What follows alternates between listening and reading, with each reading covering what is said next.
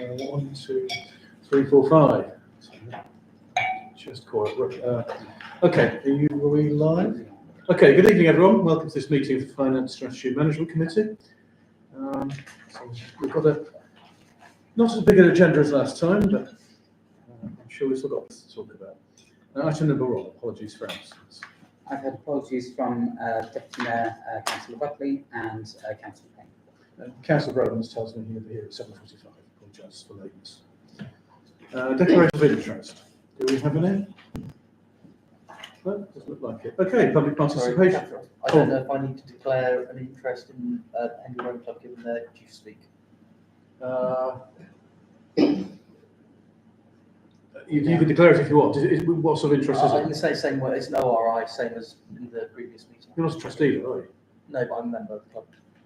Yeah, that's Yeah, well, it's up to you, but yes. Okay, item number 3, public participation. Any members of the public like to speak? If so, put your hand up and then come speak. Okay. You're a regular, you know the Richard, but no, I'm going to let the Henley Rowing Club go first. So you will get your turn. So please go ahead. I just thank you very much for allowing me to speak. I just wanted to let the council know of our very, very early stages of our aims, ambitions and wishes to undertake development at the Rowing Club. It's something that's been on our strategic plan for many, many years, and we're just getting some impetus behind it now. So we're starting to look at fundraising, and these are just some sort of outline sketches, pictures of what our dreams might be if we get to this stage. I'm sure some of you know that we acquired a lease on the site very kindly from the Town Council in 1979 when we were across the river. And we moved in 1986 when we had about 60 members at that time. And the club has continued there. We extended with a gym in 2011. And so going from 60 members when we moved into these premises, we're now 300 active members. And going from strength to strength, we have lots of people who want to come and learn to row, which is great. Of our 300 members, about 100 are juniors, and about 100 are what I call a really active master squad, which really gone to leaps and bounds with adults and obviously health and well-being. So no, really, really active club. But why do we need to undertake this refurbishment? Well, we've got some basic premises things that we need to look at from a welfare perspective. We need to look at changing facilities for our adults and our juniors. From an access viewpoint as well, it would be very difficult for anybody with limited mobility to get into our building. We've got lots of steps everywhere, we've got no ramps, we've got no lifts. Those sort of things are really important. And obviously the building now is reaching 40 years old, so it's looking quite tired in places, so no, we do need to look at that. And also, we're at the point where we need to be a little bit more financially sustainable as well. So, refurbishing our premises will help us to do that, to be able to raise our own funds, our own income. These are just sort of general, but we've got we're sort of almost increasing our training space by about 50% by doing what we're doing. Those of you who are familiar with the building, we're at 2 stories here, but we're only 1 story here, so the plan would be to extend over the other story and create ourselves with a lot of flexible space, so we can train there, we can have events and things like that. It's quite an ambitious project, and I think it's going to take us a long time to raise the funds for it, but we've got a committee that we're kicking off with next week, so we'll start and do that. One of the things we're going to do, first of all, is a pre-planning application into Wokingham, obviously, and we're hopeful that the council will support us when we get to that stage. Okay, thank you. Obviously, you're our landlords, so we'll be coming to you with more details when we get to that stage. Well, thank you very much for coming and giving us a sort of signpost about what you're doing. And although we're not making a decision, obviously, here tonight, whether we support or not, I'm sure that we'll look upon it favourably when you do come with a more detailed proposal and an actual application. So we look forward to seeing you again and seeing the plans develop. Okay, I think Councillor Garyshak's got a question. Really, just are you intending to go to the planning committee Henley Town Council? I hadn't planned to do so, but I mean. Because that is- useful, yes. That is probably the proper forum for looking at plans. But congratulations, well done, and here's hoping. Yes, exactly. Good, yeah. It does. Oh, sorry, and the second thing was, bear in mind, South Oxfordshire have large capital grants, so they can actually give you grants up to 250,000 quid. So therefore, bear that in mind, and get in touch with us if you need to. Yeah, Would that apply to this in Waltham? Yes, it does apply across the river, mainly because it serves Henley. Yes, So, yes. yeah, we have a lot of our that's members been come from established. South Oxfordshire. Yeah, that's been established. It was established 2.5 years ago.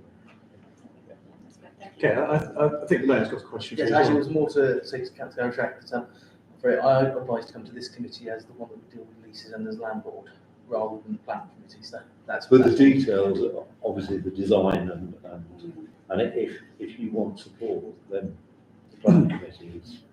Yes. Yeah, When it comes to. Yeah, when you next want to come and talk to us, then we'll advise you which committee you go to. The planning committee will probably consider it as in an advisory sense, because for obvious reasons, because you're Yes. a near neighbour. But yeah, this committee will be the one that gives its permission for you to submit the planning application. As I say, it's hard to imagine there be any problems, but we'd like to give you our support when that comes, so that in order to help you proceed with the application, that it's successful. All right, So, thank you best very of luck. much. Thank you very much for coming. Thank you. Okay, Richard, you are sorry to cut you off. You want to get going? I'm used to it. I've got 2 points to make actually, so should I need to make one and then sit down? Sure, that's fine, yes. The first one is the Gold Chestnut of the Sorbonne Jetty.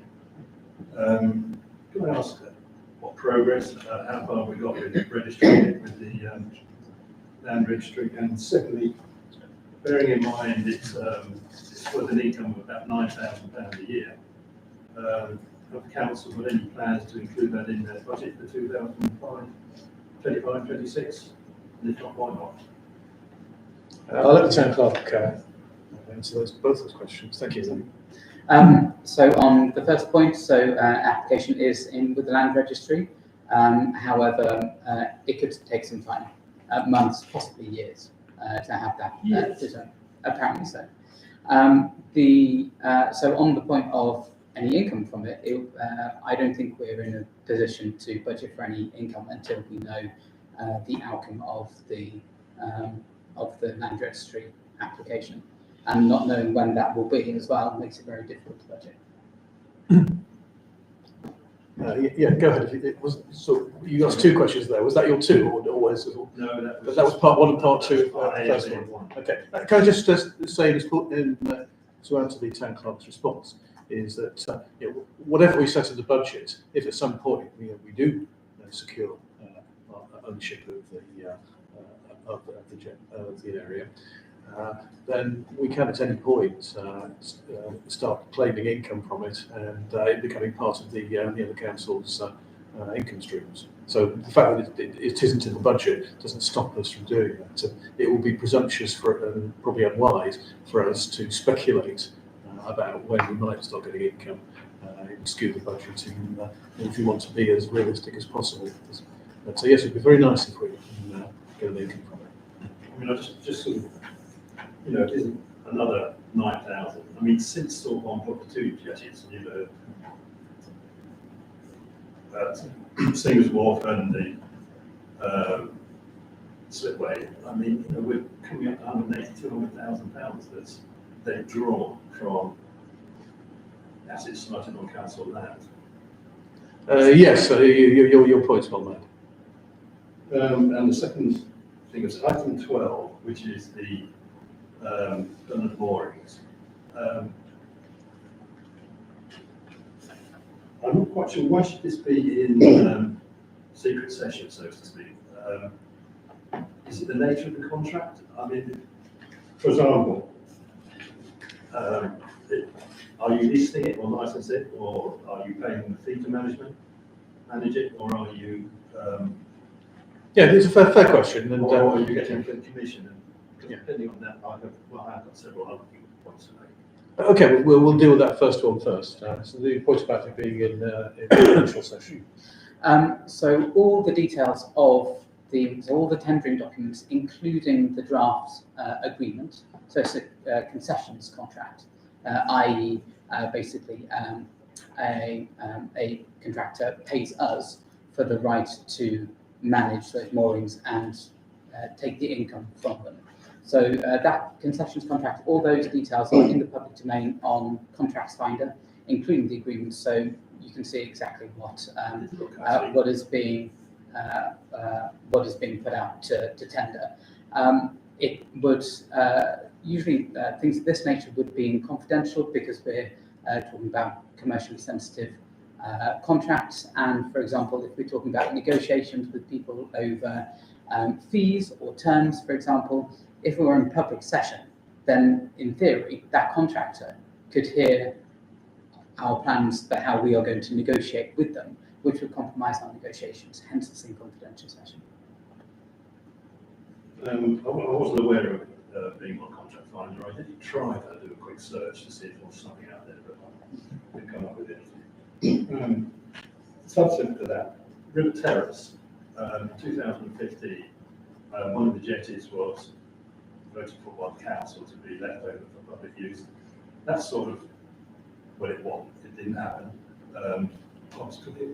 Would the council reconsider giving that back to public use, bearing in mind for small boats there's very little between Marshlock and Newswich Slipway where you can moor without paying a fee. I mean, Singer's Wharf is falling into the river. There's only really one car because there's an oversized hogsboat there. And the mooring in particular on River Terrace is normally moored by a hogs hire boat. What do you call that, managing? Well, I don't know, but it's a hogs hire boat. And secondly, the riverbank moorings, will they be used for winter moorings for big boats again? Because if so, have you really considered how suitable those moorings are? Bearing in mind, 3 posts have been bent in the last winter mooring, so there's no sewage, there's no electricity, so they're going to have to run generators. They're going to have to, I don't know how they get rid of their sewage and water, wastewater, and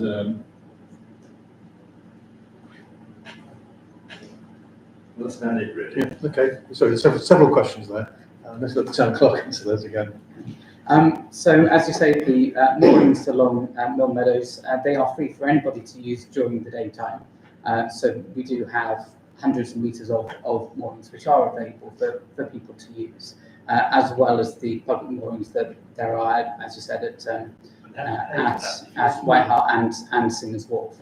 So those are the public ones that the council has, which are quite extensive. I don't believe there are any plans on adding more public moorings for that.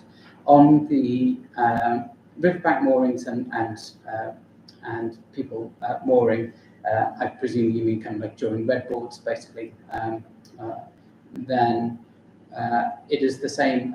We follow the same rules basically as the EA do for their moorings, and so people are allowed to moor there. We do suspend the 2-week limit on moorings during red boards, so that we don't force boats to move off on red boards when it's not possible to navigate the river. However, we changed this year the rules so that Town Clerk, I believe he's asking about the permanent moorings, not the temporary moorings. we are. You asked about the permanent moorings or the temporary moorings? I'm asking about the permanent moorings, And which the is on the permanent spell ones. from Hobbs up to the bowling club, where Hobbs last year put on their wide beam barges. Yes, so those. Of which you know they're going to be there for 6 months. You just know that's going to happen. And you know that most of them are probably going to be occupied during those 6 months. So Is it a suitable place, so bearing in for the permanent moorings, that is given to Hobbs to manage and to make sure that they're managed safely. As I say, they are permanent moorings, so they can be used year round. Okay, thanks for your questions. Right, I think that's it from the members of the public. Unless you've got second questions, feel free to leave as you can. Stay for the rest of the meeting. It is an open session, although we will have a confidential session towards the end. But you're free to leave. Don't worry, we won't take offence. Okay, thank you both. Right, item number 4, to approve the minutes of the committee meeting held on the 24th of September. Any questions of accuracy, or can I have a proposal to approve? Post accept. Seconder? All those in favour? Thank you. To note the minutes of the Value for Money Working Group of the 22nd of October, pages 9 and 10. And it's worth noting that since that meeting, the Town Council has signed the loan agreement. It's now a deal. The project will go ahead, and in the new year, and we hope to have the 3G pitch in place early next year. I don't know if it's Do you mean the grant agreement? the grant agreement, yes. Yeah. Yes. So, Did we have advice from our solicitors on that as we agreed? Yeah, Yes. We have had. Yes. yeah. Thank you. okay, so can I have a proposal that we approve the minutes of the 357 working group? Yeah. Sorry, I've confused myself completely. I was looking for the we were doing the value for money working group. Right, okay. The 357 is much later in the agenda. Get the wrong page. Okay, value for money working group. Proposal and a seconder. Yeah, obviously there's an input to that in the item coming up later on the agenda. Right. All those in favour of that proposal? Thank you. Right, to receive the management accounts, investment performance, bank reconciliation, and summary of payments to the end of August 24. And you will have received an updated set of figures earlier today on the management accounts. For those, the main, I think the only differences were those relating to the year-end forecast for this current year, which on the latest figures are showing that against a budget of 125,000 surplus, we're currently running to surplus of 131,000,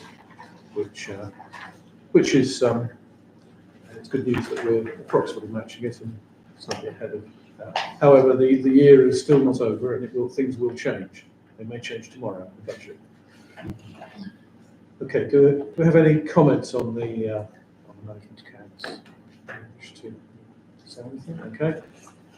So should we do them on block unless someone wants to raise them particularly? So, the investment performance. Questions on that? The bank reconciliations. And finally, the summary of payments. Okay. So I'm happy to propose that we receive those. One second. Okay. All those in favour? Right. Thank you.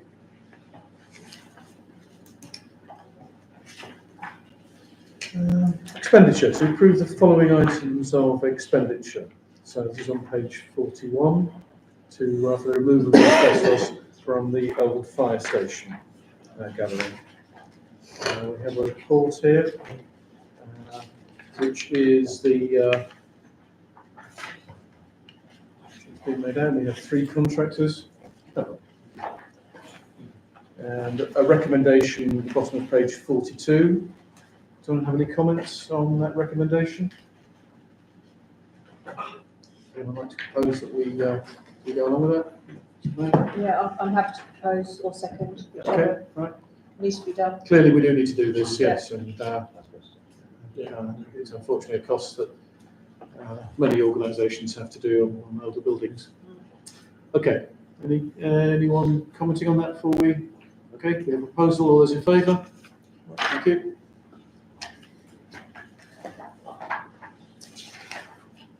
Item number 7, the 2025-2026 budget. So that starts that's on pages 43 to 51.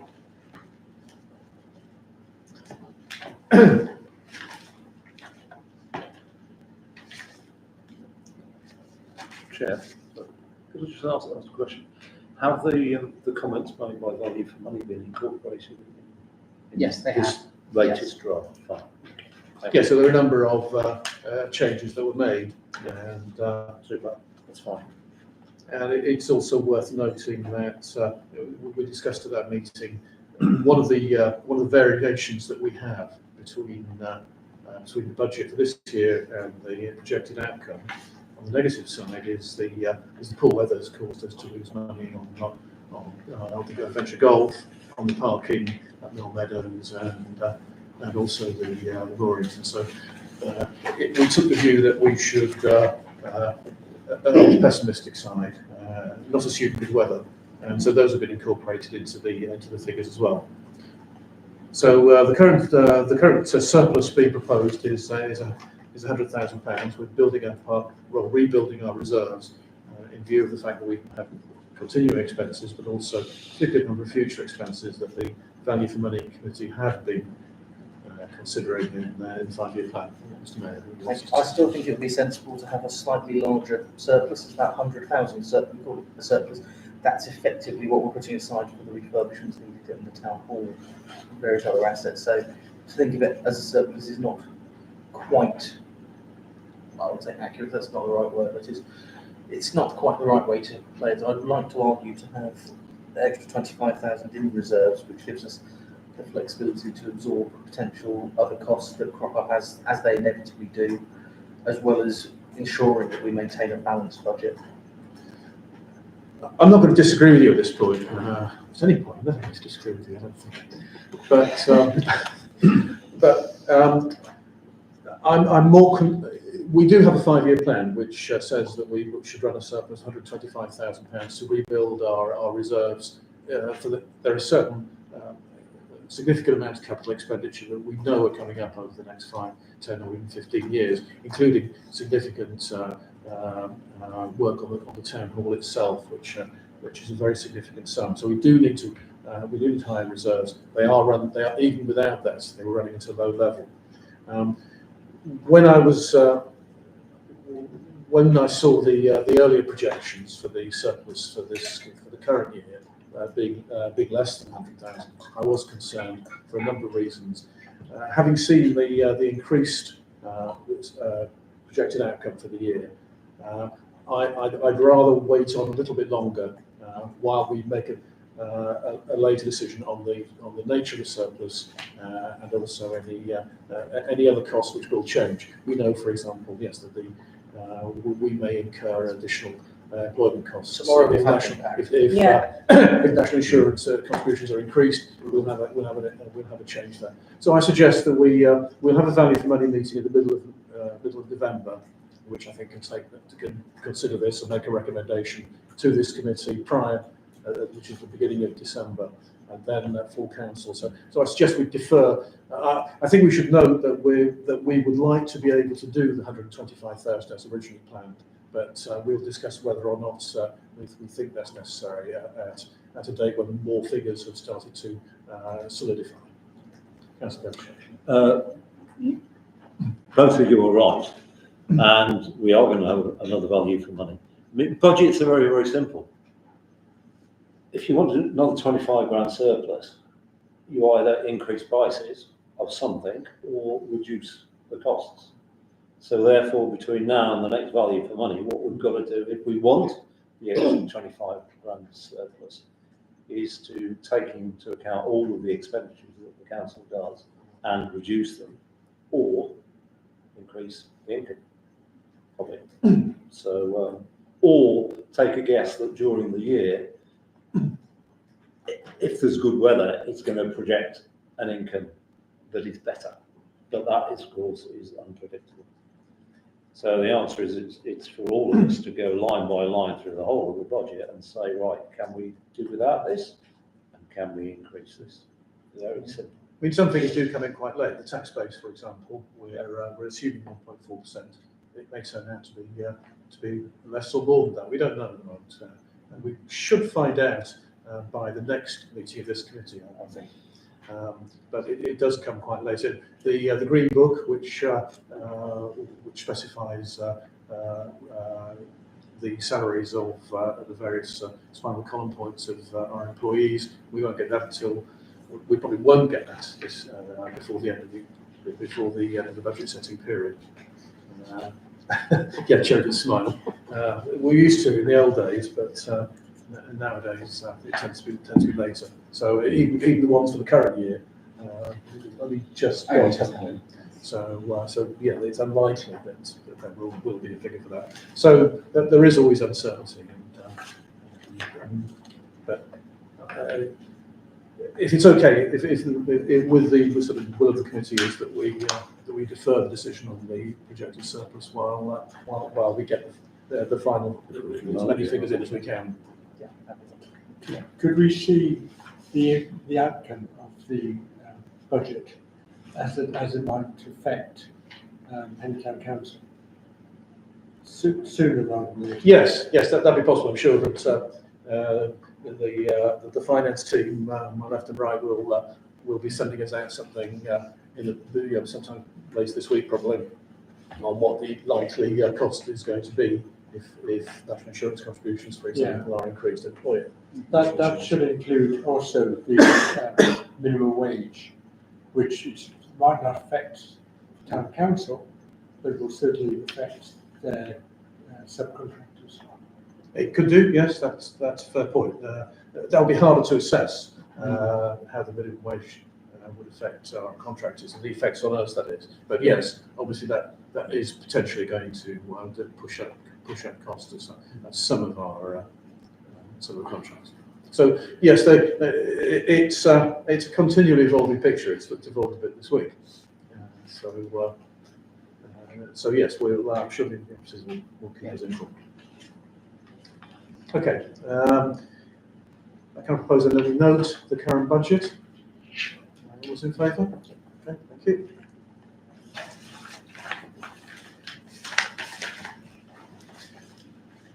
Rent reviews. To approve the rent reviews as in the report starting on page 53.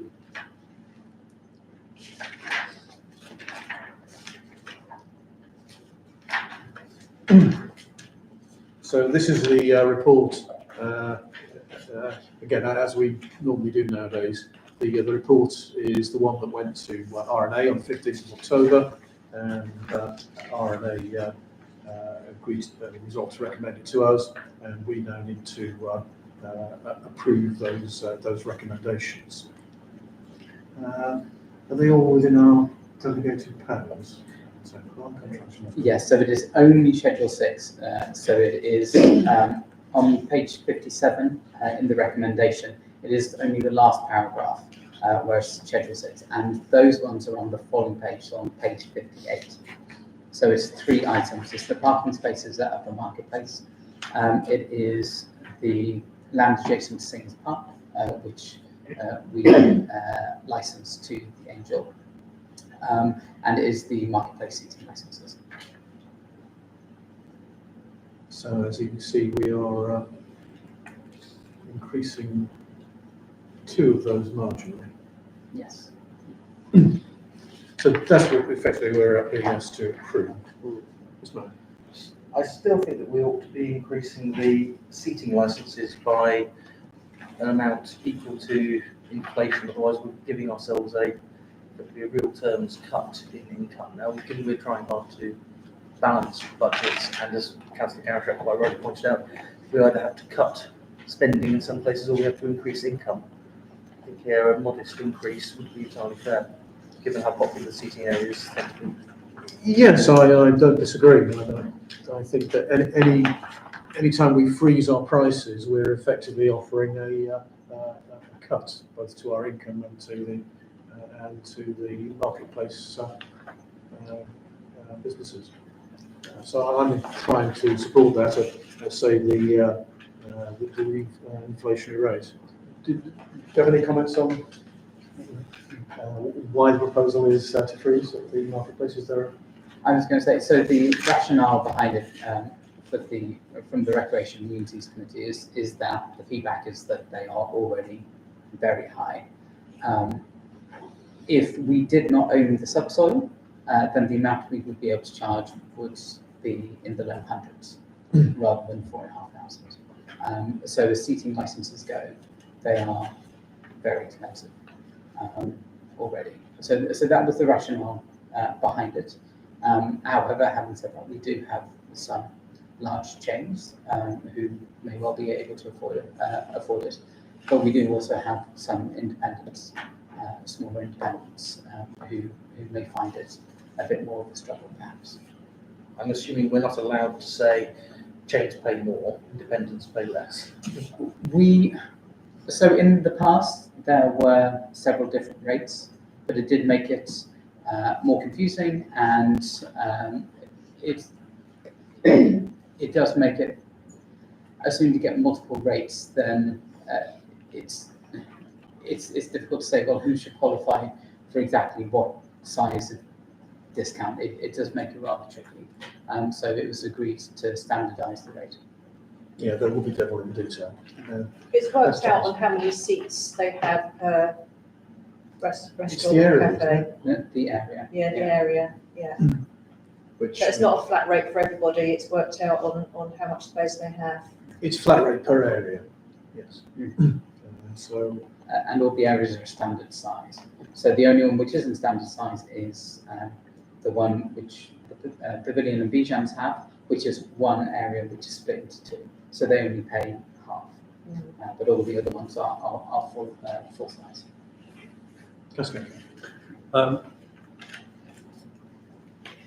Well, if we are minded to increase this, we can't unless it goes back to RNA for another cycle, because this is the committee designated by council to do it. And all I would say was that this was thoroughly discussed at RNA, and the RNA were in agreement. Was it said at RNA, or am I incorrect, that the charges had been recently put up, and that's why there was no increase in charge, or was that That's the mooring, another I think. item? Yeah, mooring has recently been put up. The seating licenses weren't put up last year, I don't believe, but there was a significant increase a couple of years ago, off the top of my head, but I don't say so. Well, it was complicated by the COVID arrangements. Yeah.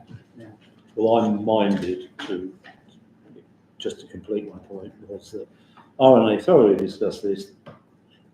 It's an incredibly thorough report that Becky has put together, obviously with the help of Jill, as chair of the committee.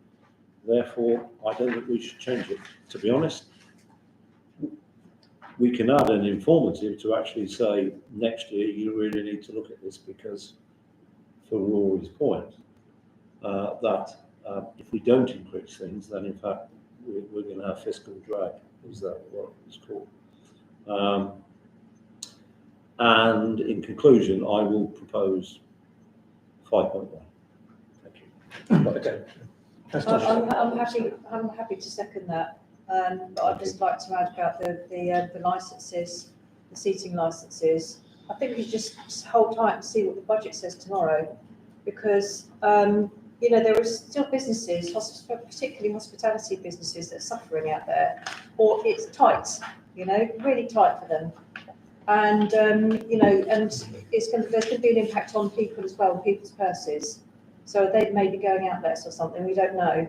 So we don't want businesses to, feel the pinch even more than they need to. So I think let's just sit tight and see what happens tomorrow. And if it is not as bad as we think it's going to be, which I doubt, it can always go back to RNA for another round, although you say it's been discussed already. Yeah, I'm also conscious of the fact that that 3% of 4,500 is not very much. I think it's 3%. I think it's 4,500 each rather than. Well, yes, but each of them would be paying an extra £135. So we talk about 1,000, aren't we? That's about the number we're talking about. So it's not going to. It's a relatively small amount of our budget. So, but I think the principle is right, that the default arrangement should be to include inflationary rises. I think Councillor Thomas has made excellent argument for this not being the exception. The other ones rise, but hospitality is under pressure. So I think that the proposal is a sensible one. So we have a proposal that we go along with 5.1 as worded. Seconded. Any more comments? Right, all those in favour? Those against? you stick to your guns. I said I wouldn't disagree with you, but there we You are. are now. Okay. Right, then reviews item number 9, exclusion of public and press. We have gone quicker than last time. So I'd like to propose that to consider the press and publicly excluded from the remainder of the meeting in accordance with the Public Bodies Ambitions to Meeting Act 1960, as publicity will be prejudicial to the public interest by reason of the confidential nature of the business. I so move. Second. Okay, all those in favour? Right, thank you very much. Sorry we weren't so interesting tonight.